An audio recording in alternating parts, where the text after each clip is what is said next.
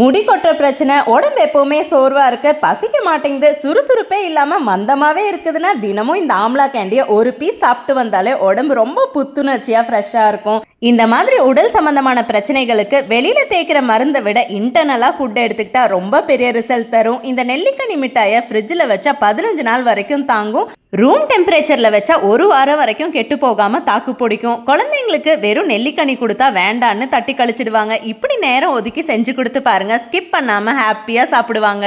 Hello YouTube family, welcome to Sugan's home. இந்த நெல்லிக்கனி மிட்டாய் செய்ய நான் உபயோகப்படுத்தி இருக்கிறது 3/4 கிலோ அளவுக்கு மலை நெல்லிக்காய். நெல்லிக்காவை நல்லா கழுவி 10 நிமிஷம் இட்லி பானையில் ஸ்டீம் பண்ணிட்டா நெல்லிக்காய் நல்லா மலர்ந்துடும். அதோட வாசனையே கம கமன்னு இருக்குங்க.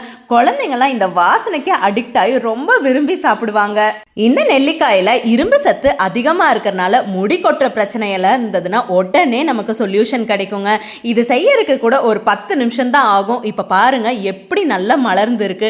இதோட சீடு மட்டும் நம்ம தனியாக ஒதுக்கி வச்சிடணுங்க. இது பிரிக்கிறது கூட ரொம்ப ஈஸி தான். பிரிச்ச நெல்லிக்கனியோட சதையை நல்லா கம்ப்ளீட்டாக ஆறுறக்கு விட்டுறணுங்க. அதுக்கு முன்னாடி இனிப்புக்காக நான் கற்கண்டு சேர்த்துறேன். கற்கண்டை 1க்கு 2 பொடிச்சிட்டு அதுக்கப்புறம் மிக்சர் ஜாரில் சேர்த்துக்கோங்க. இந்த கற்கண்டு ஒரு 100 கிராம் அளவுக்கு தான் நான் எடுத்திருக்கேன். இனிப்பு கொஞ்சம் அதிகமாக தேவைப்பட்டுச்சுன்னா ஒரு 10 கிராம் மட்டும் எச்சா சேர்த்திக்கோங்க. இதோட துவர்ப்பு கொஞ்சம் கூட இருக்காதுங்க. இது ஒரு ஹெல்த்தியான ரெசிபி. இதை அப்படியே ஒரு பவுலுக்கு டிரான்ஸ்ஃபர் பண்ணிட்டு அதே மிக்சர் ஜாரில் கொஞ்சம் கொஞ்சமாக ஆறுன நெல்லிக்கனியோட சதையை நைஸாக அரைச்சிக்கோங்க. நெல்லிக்காயில நோய் எதிர்ப்பு சக்தி அதிகமா இருக்கிறதுனால தினமும் ஒவ்வொரு நெல்லிக்காய் எடுத்துட்டு வந்தா உடம்புல எத்தனையோ பிரச்சனைகள் இருக்குங்க. அது எல்லாமே சீக்கிரமா கிளியர் ஆயிடும். இப்ப நம்ம அரைச்ச எல்லா நெல்லிக்காய் விழுதையும் அப்படியே அடிகனமான கடாயில மாத்திக்கோங்க. இதை லோ ஃப்ளேம்லயே வச்சு கிளறும் போது அவ்வளோ வாசனையா சூப்பரா இருக்குங்க. இன்னைக்கு நமக்கு இருக்கிற பிஸி லைஃப் ஸ்டைல்ல நம்ம தினமும் நெல்லிக்காய் வாங்க முடியாதுல்ல.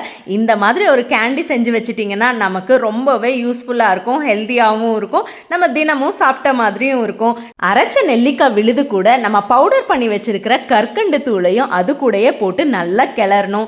நம்ம கிளறவே அதோட வாசனை நமக்கு தெரிய ஆரம்பிச்சிருங்க. அந்த கற்கண்டு பவுடர் நல்லா இலக்கம் கொடுத்து அது கொஞ்சம் லூஸ் ஆக ஆரம்பிச்சிடும். கைவிடாம கொஞ்சம் கிளறிக்கிட்டே இருக்கணும். ஒரு 2 to 3 மினிட்ஸ் அப்படியே லோ ஃப்ளேம்லேயே வச்சு கிளறிட்டே இருங்க. டேஸ்ட்டுக்காக 1 ஸ்பூன் காஷ்மீரி மிளகாய் தூள், 1 ஸ்பூன் உப்பு, 1/2 spoon black salt, 1 spoon chaat masala சேர்த்துறேன். சாட் மசாலா சேர்த்த விருப்பம் இல்லைன்னா அதை மட்டும் ஸ்கிப் பண்ணிக்கோங்க.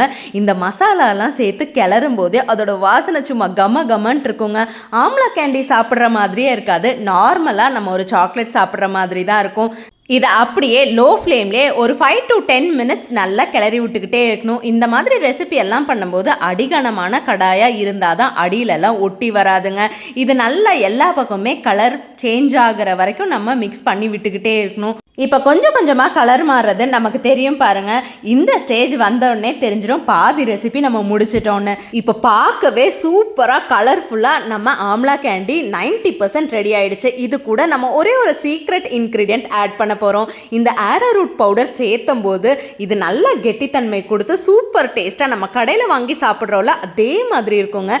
ஒரே ஒரு ஸ்பூன் மட்டும் ஒரு கிண்ணியில் போட்டு கட்டி இல்லாமல் கொஞ்சம் வெதுவெதுப்பான தண்ணி ஊற்றி அதை அப்படியே நல்லா பீட் பண்ணிக்கணும். நம்ம ஸ்பூன்ல பீட் பண்ணும்போதே கட்டிகள் எல்லாம் எதுவும் இல்லாம கரைச்சிட்டோம்னா நமக்கு வேலை ரொம்ப சுலபமாவே முடிஞ்சிடும். பார்க்கவே ஒரு பால் கன்சிஸ்டன்சி மாதிரி இருக்குங்க. இதை நம்ம நெல்லிக்கனி விழுதோட அப்படியே சேர்த்து கலக்க போறோம்.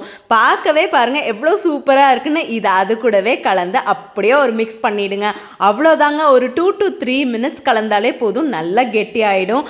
இந்த ஆரோரூட் பவுடர் இல்லைன்னா கவலையே படாதீங்க. அகர் அகர அரைச்சு பவுடர் பண்ணி சேர்த்துனாலே போதும், அதுவே ஒரு ஜெல்லி கன்சிஸ்டன்சி மாதிரி வந்துடும். இந்த ஸ்டேஜில் நான் ஒரு அரை லெமனை மட்டும் புளிஞ்சு சேர்த்துறேங்க. லெமன் புளிஞ்சு சேர்த்தும் போது அதோட டேஸ்ட்டு ரொம்ப சூப்பராக இருக்கும். கொஞ்சம் புளிப்பு தன்மையாக இருக்குங்க. ஆனால் அதில் விதை எதுவும் இல்லாமல் எல்லாமே எடுத்துடணும். இதை நல்லாவே மிக்ஸ் பண்ணிவிட்டு இது கம்ப்ளீட்டாக ஆறுனதுக்கப்புறம் தான் நம்ம டின்னில் போடணும். நிறைய பேர் நிறைய ட்ரீட்மெண்ட் எடுத்திருப்பாங்க, அவங்களுக்கு ஹேர் ஃபாலே கண்ட்ரோலே ஆயிருக்காது. ஆனால் இந்த மாதிரி தினமும் ஒரு ஆம்லா கேண்டி மட்டும் சாப்பிட்டு வாங்க, உடம்புல எவ்வளோ பெரிய மாற்றம் ஆகுதுன்னு நீங்கள் உணர்வீங்க.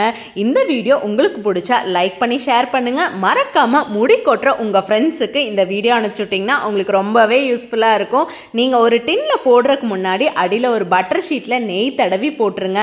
கம்ப்ளீட்டாக ஆறுனதுக்கப்புறம் போட்டிங்கன்னா அது ஈஸியாக செட் ஆகிடும். நல்ல வெது வெதுப்பாக இருக்கும்போது நம்ம பீஸ் எல்லாம் போடக்கூடாது. ஆறுனதுக்கப்புறம் பீஸ் போட்டால் தான் ஈவனாக எல்லா பக்கமுமே கட் பண்ணுறதுக்கு நமக்கு வசதியாக இருக்கும். இதை அப்படியே டேப் பண்ணிவிட்டு கரெக்டாக ஒரு 20 to 25 மினிட்ஸ் அப்படியே ரூம் டெம்பரேச்சரில் கட் பண்ணுறதுக்கு வச்சுருங்க. அப்புறம் பீஸ் போட்டு நீங்கள் ஃப்ரிட்ஜில் வச்சாலும் சரி, வெளியில் வச்சாலும் சரி, சாப்பிட்றதுக்கு சூப்பராக இருக்கும்.